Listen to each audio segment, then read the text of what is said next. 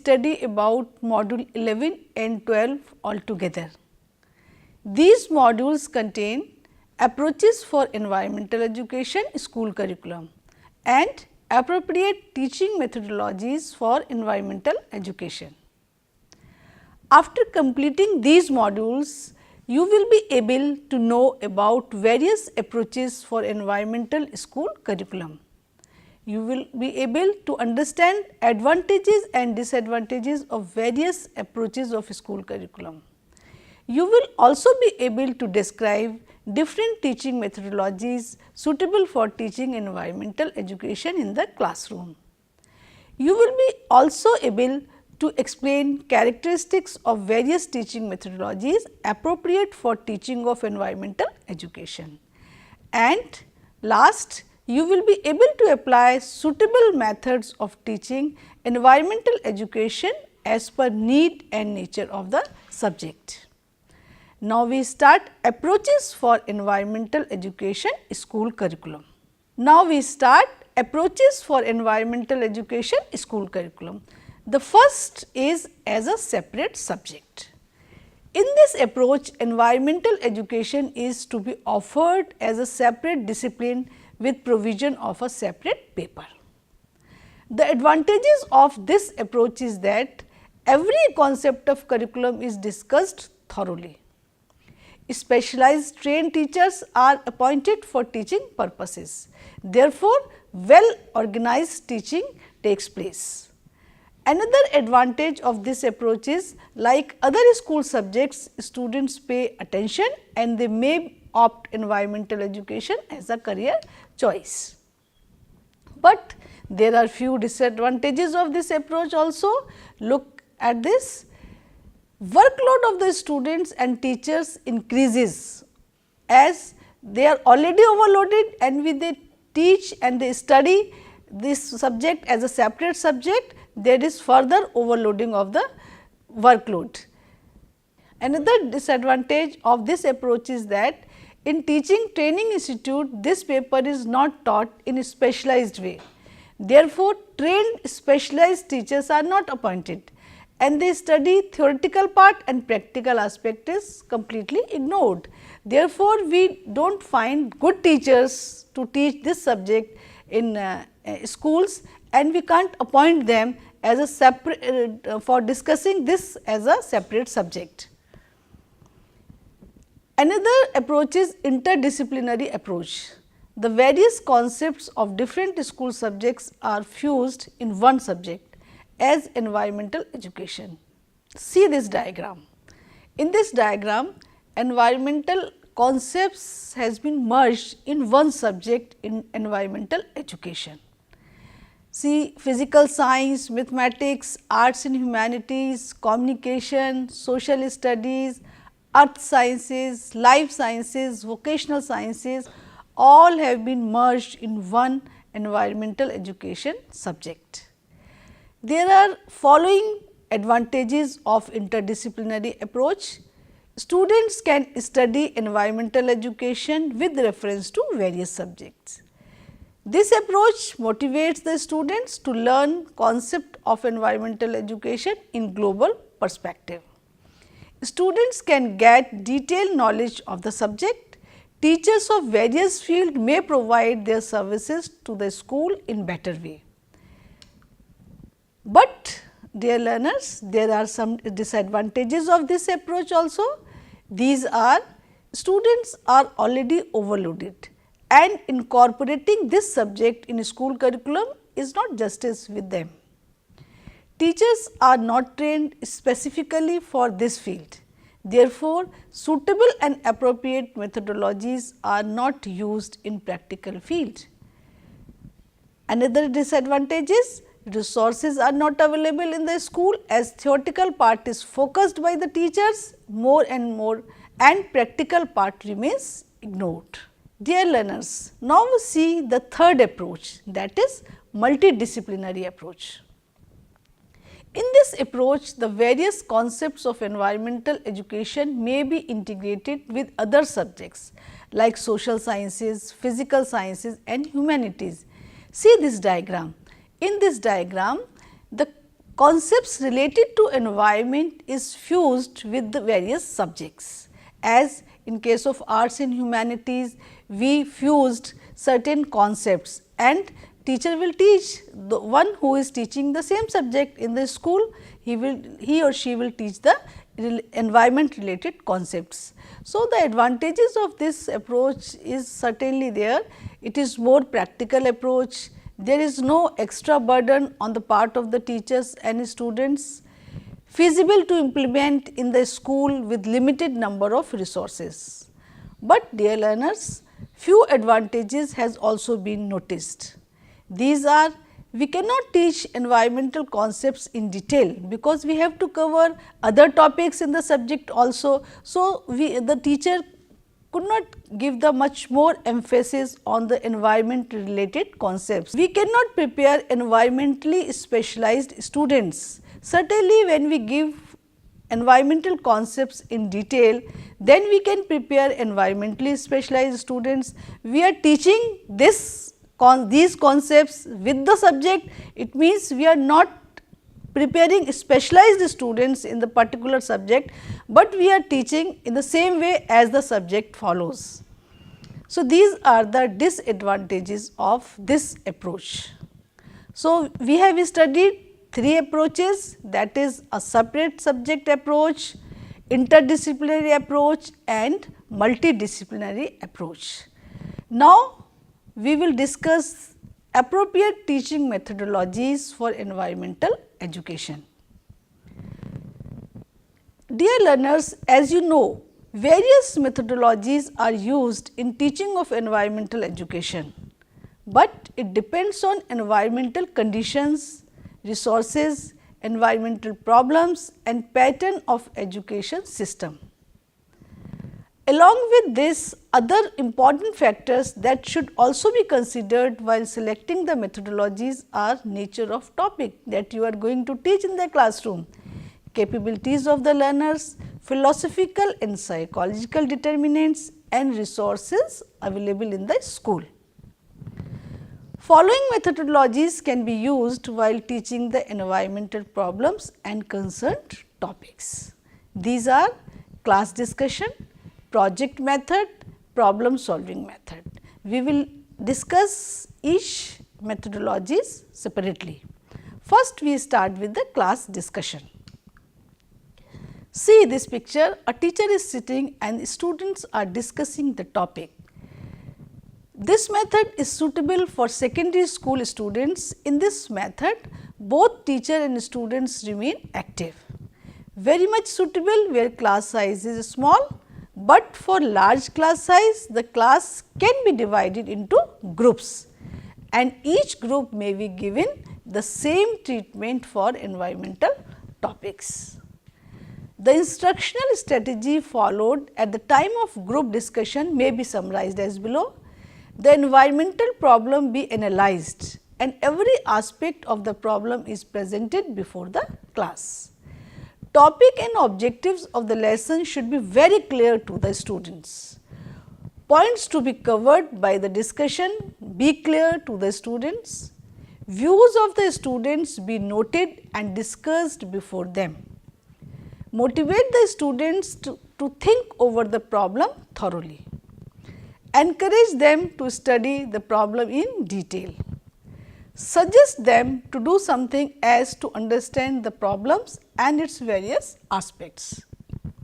This will help them to solve the environmental problems in a systematic way. Discussion based assignment may also be given in this approach. The advantages of this approach are able to understand the problem thoroughly. The students are able to understand the problem thoroughly. Students remain active and they take participation in the class discussion very actively. Students learn a lot by presenting their views and there is clarity of the concept also. No rote memory, more emphasis on understanding. So, this method is suitable for discussing environmental concepts in the classroom. Let us see the another method, that is project method. In this method, a project is given to the student.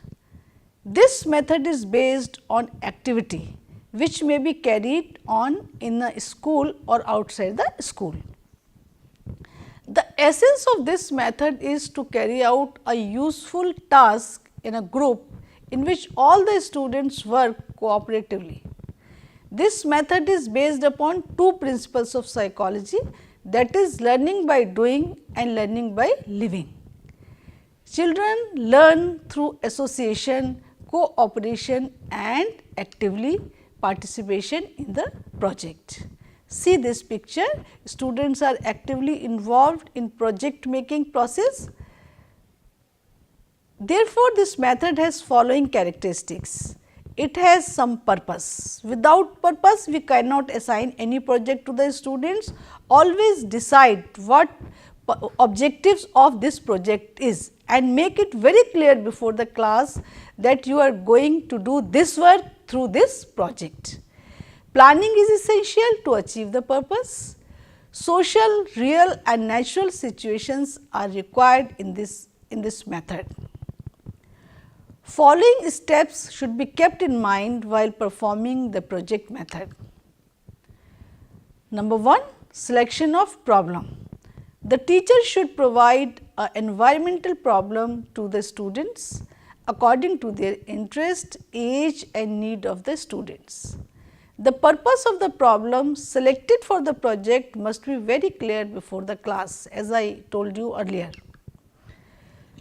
Second step of project method is planning. Planning in a project is very important for the success of any project. The teacher should guide the students while planning the activities of the project. The planning should be within reach of the resources available and time limit also. Every student should be encouraged to participate in the planning and to make suggestions. Dear learners, the third step of project method is execution. This is very important part. At the time of executing of any project activities, the teacher should assign duties and distribute work among the students of a group according to their interest and abilities. Every child should contribute actively towards the execution of the project. It is the longer step in the project method and it requires patience. This is the responsibility of a teacher to guide the students properly and encourage them to do the work properly. A teacher should observe the progress of the students and should give instructions wherever needed. Dear learners, the next step of project method is evaluation of the project. It is also very important part because you have to evaluate here whether the objectives has been achieved or not. After completing all the activities of the project, students should review the activities. They should be encouraged for self-criticism. Teachers should note the limitations of the project activities as to overcome them in further activities. Evaluation of the project should be done in the light of the objectives of the project. Next step of this method is recording. The student should keep the following records: planned activities, views and opinions of teacher, students and experts, obstacles faced by the students at the time of its execution, duties assigned by the teacher, advantages and limitation of the work done. I am presenting here few examples of the project. Following projects may be undertaken by the students. Say one is problems of a locality related to the physical environment.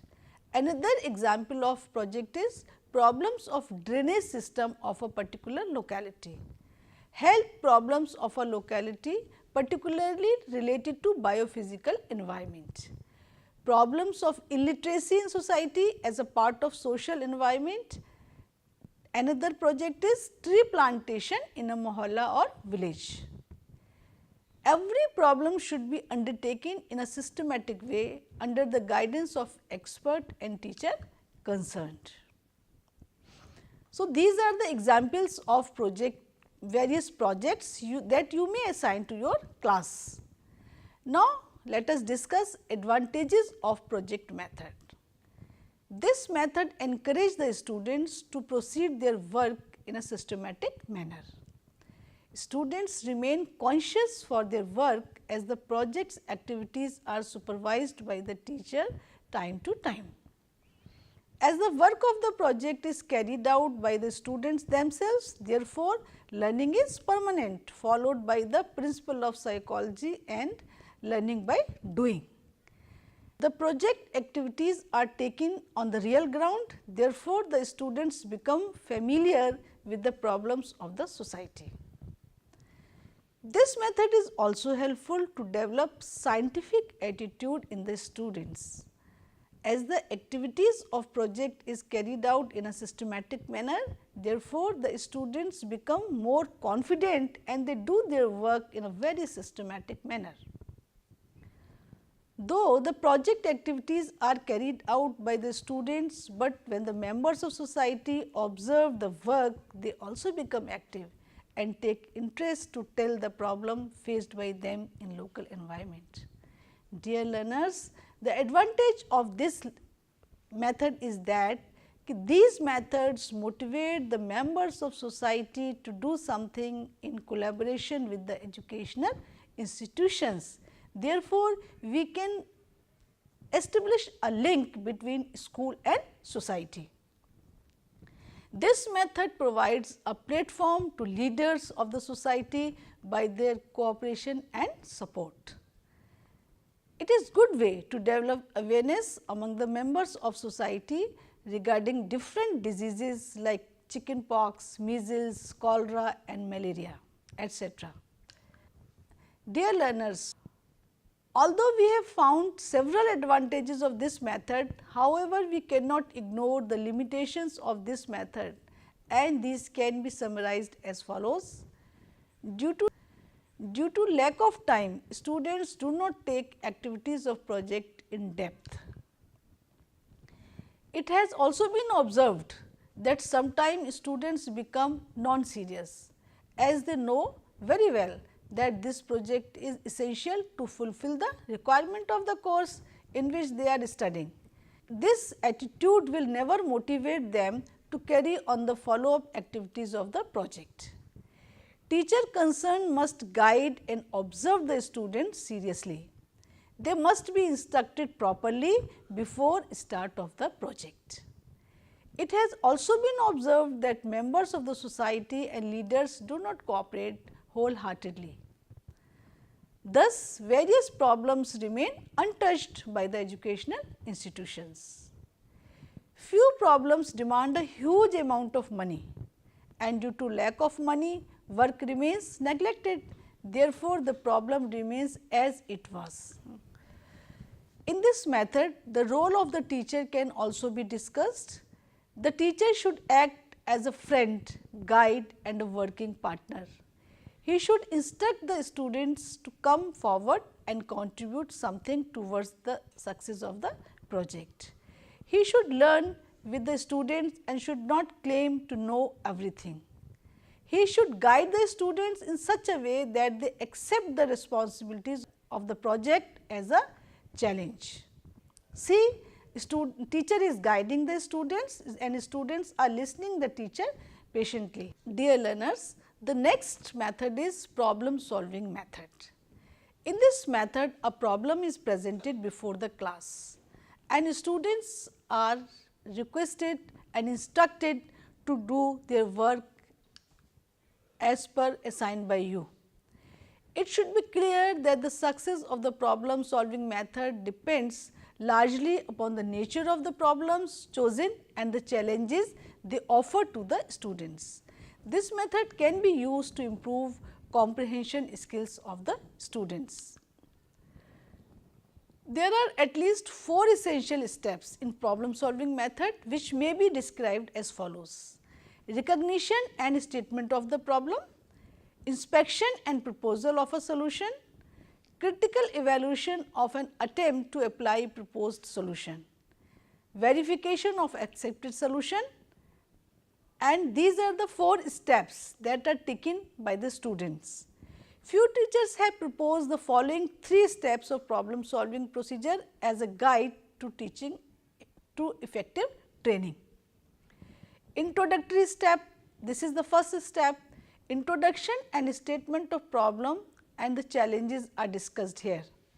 Developmental stages, proposed solution is there, gathering data, critical evaluation and formulation of conclusion. Application or summarization step, verification of result, it is the last step. The effectiveness of problem solving depends much upon competent teacher guidance. The effectiveness of problem solving depends much upon competent teacher guidance. The advantages of this problem is can be discussed as follows. This method helps to develop inquisitive skills in the students, and students become more confident and they do their work. So, they can explain the work very clearly, and though the students remain in contact of teacher regularly for guidance, hence pupil teacher relationship become stronger. Dear learners, let us study one example of problem solving method. Suppose there is a problem. The title of the problem is Development of Instruction Material on Environmental Concepts for Adult Learners residing in the vicinity of Aligarh Muslim University. You can use the tool questionnaire, interview schedule as to collect the data. Data related to biophysical environment of adult learners may be collected through interview schedule. Opinion of adult education functionaries, those who are engaged in the work, they may be from NGOs, they may be from any kind of organization. You may collect data and you may take opinion from them as to increase the effectiveness of the program. Statistical procedures, simple statistics like mean, median, mode, you can use percentage also to find out that how much have been successfully done or how much has been successfully implemented this program. Then interpretation of data, data may be interpreted in terms of objectives that framed before going to the problem. Resultant findings, the resultant findings of the study would show that now the biophysical problem of adult learners may be solved in order to improve the quality of environment. Gagné and Briggs in 1979 explained the following steps of problem solving process. Level 1, define problem. Level 2, identify relevant information and rules and formulate a general solution and apply and test the general solution in the given specific context. See this picture, students are working and they are enjoying. So, at last I would like to summarize your methodologies part. In methodologies, you have studied 3 methodologies. One is project method, class discussion and problem solving method. All method has its own advantages and disadvantages, but which method is suitable for which topic, it depends on you. First understand the topic, nature of the topic and the resources available with you, then apply the method for the concept related. So, thank you very much.